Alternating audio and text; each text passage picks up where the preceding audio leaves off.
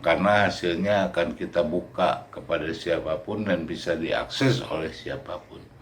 Ini yang kita maksud dengan kegiatan rehabilitasi yang berbasis teknologi mobile, berupa aplikasi, kemudian secara masif karena melibatkan sumber daya manusia yang jelas dan terlatih, disiapkan untuk menjadi orang-orang yang bisa memberikan kontribusi ke dalam kegiatan rehabilitasi tersebut, kemudian terintegrasi karena. Terima kasih Mang Koko, 2 jempol. Subhanallah. Mudah-mudahan mendapat dukungan dari semua pihak termasuk dari kementerian terkait. Insya Allah. Dan penanaman dilaksanakan, kita bisa memantau.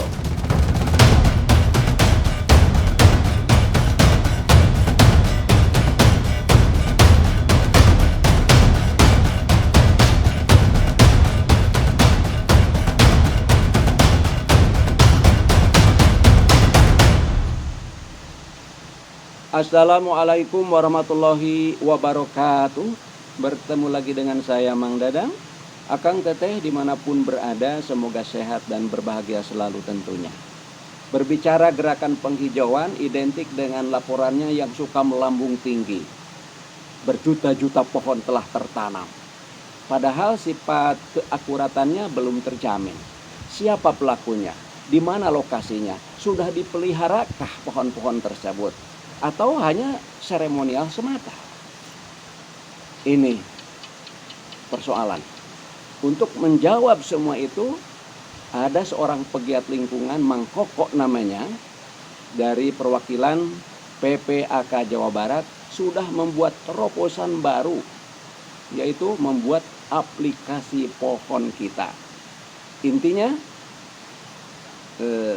gerakan rehabilitasi alam berbasis teknologi mobile secara berkelanjutan, masif, dan terintegrasi. Wow, luar biasa. Tinggal klik aplikasi pohon kita, maka terbukalah semua data gerakan penghijauan di Nusantara ini. Untuk mengenal lebih jauh apa itu aplikasi pohon kita, marilah kita simak wawancara dengan beliau. Mang Koko akan menjelaskan secara gamblang keseluruhannya.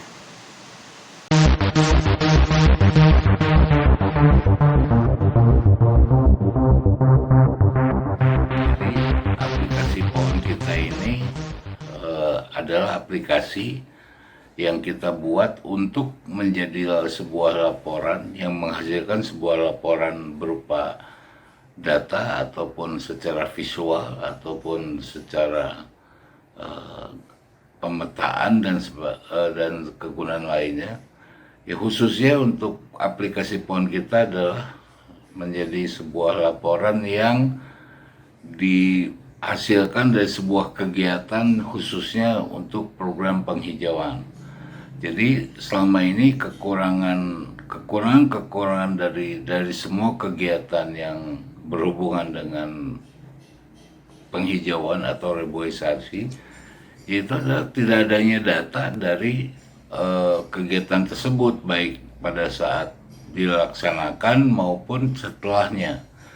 Karena sampai hari ini pun belum ada yang saya tahu data tentang kegiatan dan hasil dari kegiatan tersebut, khususnya di penghijauan, yang bisa dipertanggungjawabkan dan bisa dicek kebenarannya. Maka dari itu aplikasi pohon kita ini kita buat sehingga menjadi sebuah terobosan di mana kita bisa menjadikan program reboisasi itu secara digital, yang artinya bisa dilihat hasil dari semua kegiatan reboisasi yang dilaksanakan dimanapun dan update terus gitu. Jadi selalu menghasilkan data yang bisa dipertanggungjawabkan dan bisa dilihat hasil karena di sana ada laporan langsung dari si user, si pelaku kegiatan tersebut. Nah, itu gambaran sederhana tentang aplikasi pohon kita itu dan kegunaan-kegunaannya.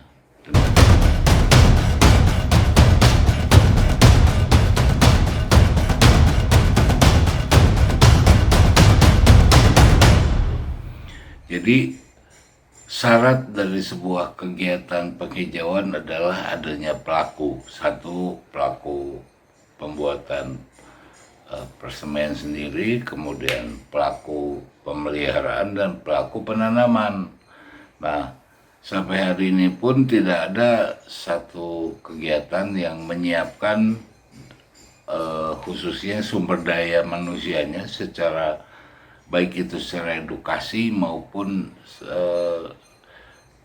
fungsi dan manfaat dari kegiatan tersebut. Nah, P4LS ini bisa dijelaskan artinya adalah program pembuatan persemaian dan penanaman pohon di lingkungan sekolah. Jadi karena kita dibatasi dengan lingkungan sekolah, maka yang dilibatkan di sini adalah siswa sekolah. Karena untuk melibatkan masyarakat secara umum, kita sering sekali menghadapi kendala-kendala dengan si pelaku kegiatan tersebut karena kesibukan dan rutinitas mereka yang tidak bisa kita libatkan secara terus-menerus atau kita libatkan dalam sebuah kegiatan secara terukur, secara berkelanjutan. Makanya kita menyiapkan sebuah tim atau satu kelompok masyarakat untuk menjadi pelaku-pelaku kegiatan rehabilitasi alam. Dan khususnya untuk P4LS ini kita langsung saja untuk menyiapkan lebih kepada siswa sekolah. Karena anak-anak sekolah atau siswa sekolah ini punya kelulusan waktu, belum terikat oleh suatu pekerjaan apapun selain mereka belajar di sekolah.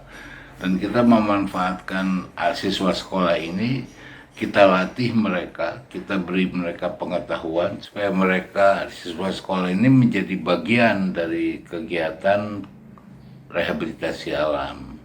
Untuk itu kami melatih mereka dari mulai membuat persemaian, cara pemeliharaan, dan bagaimana teknik penanaman pohon. Yang kita siapkan secara khusus, karena siswa sekolah ini selain dari jumlah yang begitu banyak dan ada di semua pelosok wilayah di Indonesia, intinya bahwa kita siapkan secara khusus semacam pasukan khusus atau nantinya menjadi pelaku-pelaku yang siap pakai dengan segala keilmuannya, karena memang kita latih khusus mereka menjadi tim atau pelaku yang betul-betul mengerti dan mengetahui fungsi dari program-program penghijauan tersebut. Ini akan menjadi sebuah kegiatan yang berkelanjutan yang sifatnya bisa termonitor dan menjadi orang-orang yang memberikan data yang berhubungan dengan aplikasi yang saya jelaskan tadi. Karena data-data yang kita buat itu harus dihasilkan oleh pelaku-pelaku. Makanya saat ini kami lebih fokus untuk melatih sebuah generasi yaitu siswa sekolah untuk menjadi pelaku-pelaku kegiatan rehabilitasi alam. Nah, program P4LS ini mudah-mudahan menjadi salah satu jalan yang paling tepat atau bisa menjadi hal yang memecah satu kebuntuan yang selama ini sulit, karena setiap tahun pun yang namanya kegiatan reboisasi baik dari anggaran atau kegiatan selalu ada, tapi sampai hari ini belum ada satupun kegiatan yang saya tahu yang hasilnya bisa dipertanggungjawabkan. bahkan lokasi pelakunya, di mana penambahan jumlah luas hutan, belum ada data yang bisa dipertanggungjawabkan. Padahal kegiatannya sudah dilaksanakan, tapi laporannya tidak ada yang bisa dipertanggungjawabkan atau diperlihatkan kepada umum. Mudah-mudahan dengan P4R sini kita mampu menjadi sebuah kegiatan yang terukur dan menghasilkan dari mulai data dan hasil dari kegiatan tersebut yang bisa diperlihatkan dan menghasilkan sebuah data yang lengkap.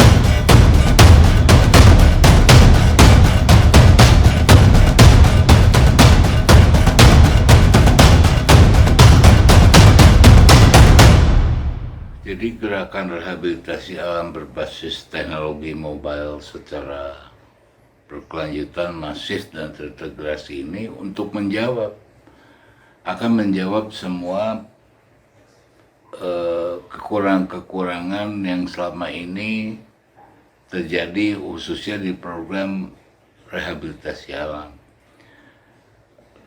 Karena di sini secara berkelanjutan, masif dan terintegrasi, maka kegiatan rehabilitasi alam itu akan maksimal, di mana dari mulai persiapan, pemeliharaan sampai ke pelaksanaan penghijauan itu datanya jelas dan termonitor lah gitu, baik dari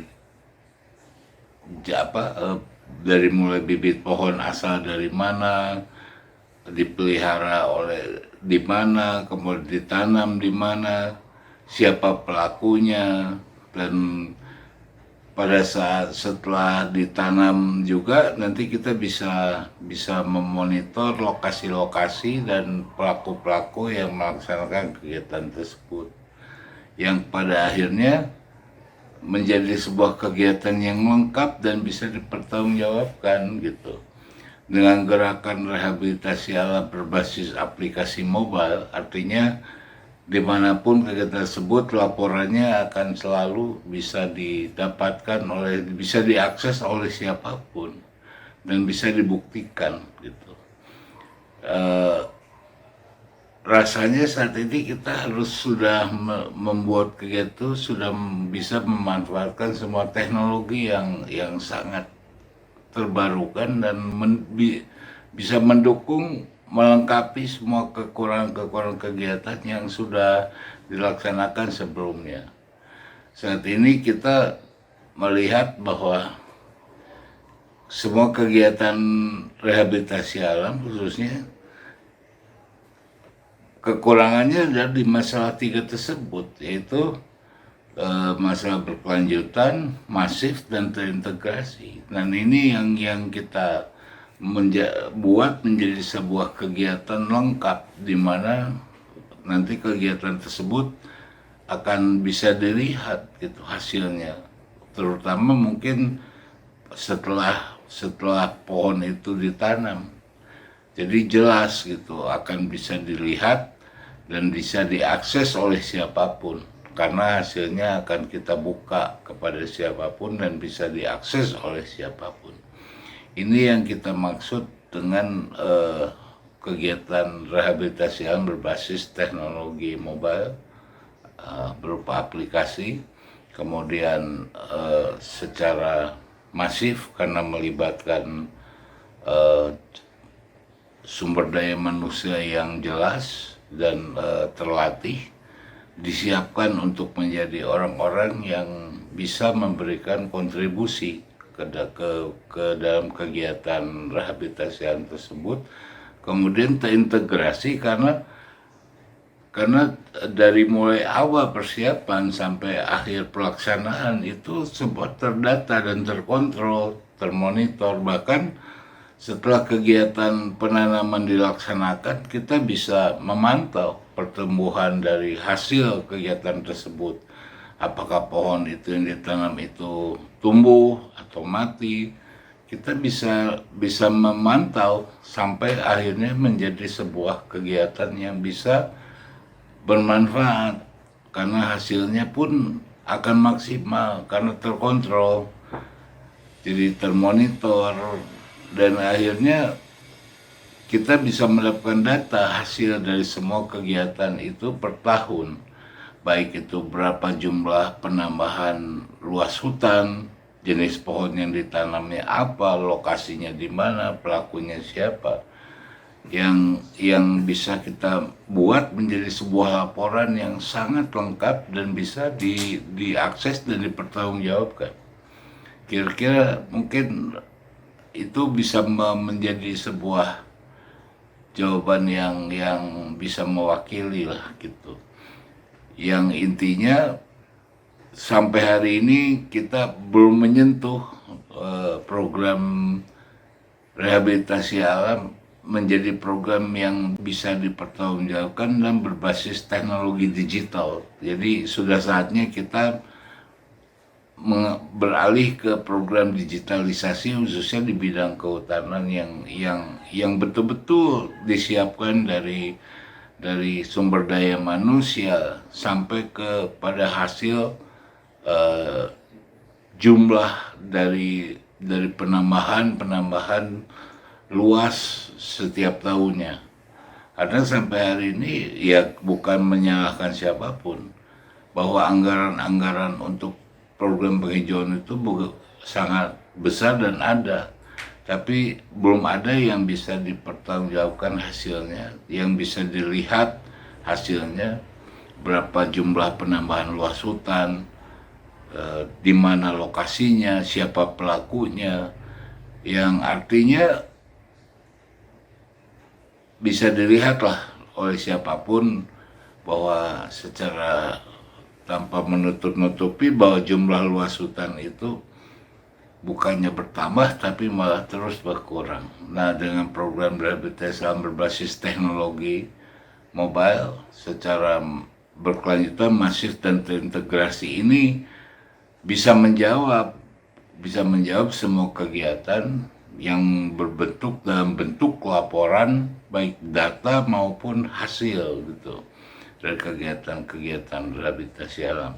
Penjelasan mengenai berkelanjutan, masif dan terintegrasi. Berkelanjutan itu artinya bahwa kegiatan ini diharapkan menjadi sebuah kurikulum yang bisa dilaksanakan di sekolah.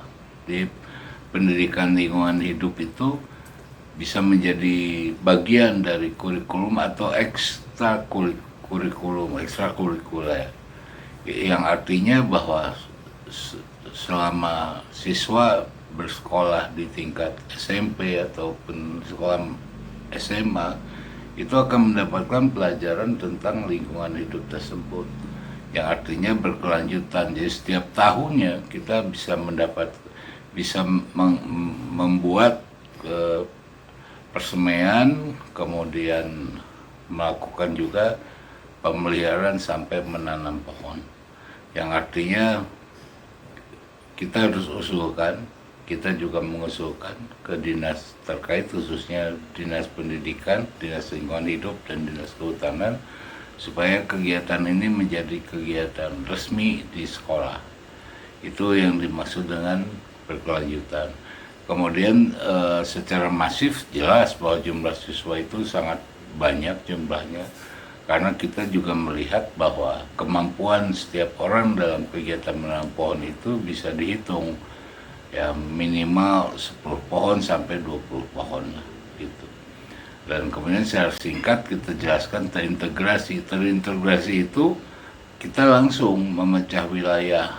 Jadi kalau melibatkan misalnya satu kecamatan, maka kita melibatkan sekolah yang ada di wilayah kecamatan tersebut, kemudian membuat kegiatannya juga dari persemaian, pemeliharaan sampai penanaman pohon juga di kecamatan tersebut, sehingga tidak secara geografis bibit pohon yang akan ditanam tidak mengalami perubahan-perubahan, baik secara geografisnya, kemudian dari mulai adaptasi tanah, media tanam atau air dan suhu udara, ketinggian dan sebagainya. Jadi itu yang dimaksud oleh kita sebagai terintegrasi. Mudah-mudahan ini bisa menghasilkan satu kegiatan yang hasilnya maksimal dan bisa dipertanggungjawabkan dan mendapatkan hasil yang betul-betul bisa bermanfaat untuk siswa sekolah, khususnya untuk generasi, sebuah generasi di mana setiap generasi itu akan menyiapkan masa depan lingkungannya sendiri. Itu yang kita maksud dengan terintegrasi, di mana perbaikan alam itu dilakukan oleh di wilayahnya masing-masing. Karena Indonesia ini sangat luas, kalau kita bagi menjadi wilayah-wilayah kecil, maka kita bisa fokus di setiap wilayah tersebut dan kita bisa memantau hasilnya dengan mudah karena lokasi-lokasinya tidak jauh dari persiapan awal sampai akhir. Begitu penjelasan secara terintegrasi. Itu kira-kira jawaban yang sederhana. Nanti mungkin lebih detailnya bisa kita jelaskan lengkap dalam satu kesempatan lain. Baik, terima kasih Mang Koko, 2 jempol. Subhanallah. Mudah-mudahan mendapat dukungan dari semua pihak termasuk dari kementerian terkait. Insya Allah. Semangat terus. Dan terima kasih atas segala perhatian semuanya. Mohon maaf atas segala kekurangannya. Wabillahi taufiq wal hidayah. Wassalamualaikum warahmatullahi wabarakatuh.